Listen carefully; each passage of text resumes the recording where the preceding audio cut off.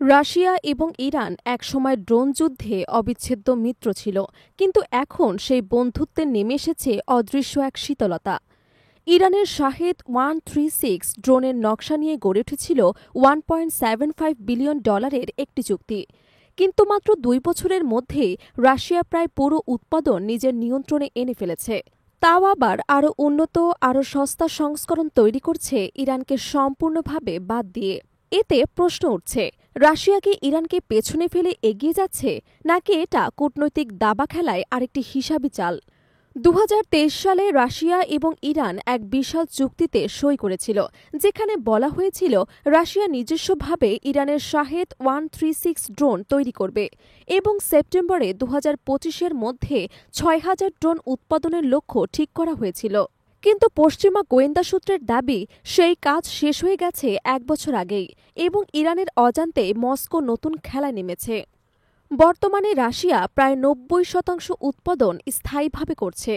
আলাবুকার বিশাল কারখানায় ড্রোন তৈরির প্রতিটি ধাপ সম্পন্ন হয় দেশের ভেতরেই। অ্যালুমিনিয়াম বার থেকে তৈরি হচ্ছে ইঞ্জিন, স্থানীয় মাইক্রোচিপ দিয়ে বানানো হচ্ছে ইলেকট্রনিক্স, আর কার্বন ফাইবারে তৈরি হচ্ছে ফিউজেলাস।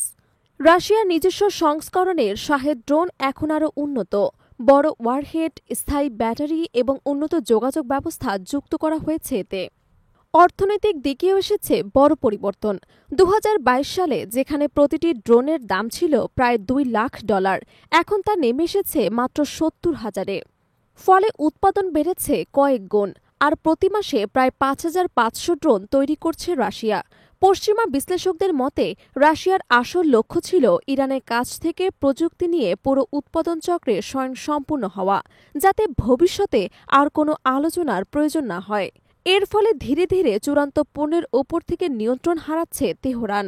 এই টানাপোড়েন স্পষ্ট হয়ে ওঠে গত জুনে ইসরায়েল এবং ইরান যুদ্ধের সময়। 12 দিনের সংঘাতে অনেকেই আশা করেছিলেন মিত্র হিসেবে রাশিয়া শুধু বিবৃতি নয়, বরং অস্ত্র প্রযুক্তি বা গোয়েন্দা সহায়তায় এগিয়ে আসবে, কিন্তু মস্কো সরে দাঁড়ায়। এতে পরিষ্কার হয় এই সম্পর্ক মূলত লেনদেন নির্ভর, যেখানে মস্কো নিজের স্বার্থের বাইরে খুব একটা নড়ে না।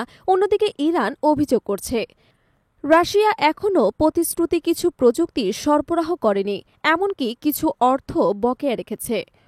যদিও ইরানি কূটনীতিকরা দাবি করছেন দীর্ঘমেয়াদের সহযোগিতা থেকে ইরানও উপকৃত হবে, যেমন সম্প্রতি রাশিয়ার কাছ থেকে পাওয়া S-400 air defence system. Russia Iran সম্পর্কের বর্তমান চিত্র এক ধরনের সহযোগিতা এবং প্রতিযোগিতার মিশ্রণ। ইরান যুদ্ধক্ষেত্রে রাশিয়াকে প্রযুক্তি এবং কারখানা দিয়েছে, কিন্তু বিনিময়ে যা আশা করেছিল তার সবটুকু পায়নি। অপরদিকে রাশিয়া নিজের সামরিক শিল্পকে শক্তিশালী করে তুলেছে এবং ভবিষ্যতের জন্য নির্ভরশীলতা কমিয়ে দিয়েছে। এখন প্রশ্ন হল, এটা কি শুধু বন্ধুত্বের ভাঙন, নাকি হিসাবি মিত্রতার স্বাভাবিক ধারাবাহিকতা? নীলা ইসলাম, 21 সংবাদ।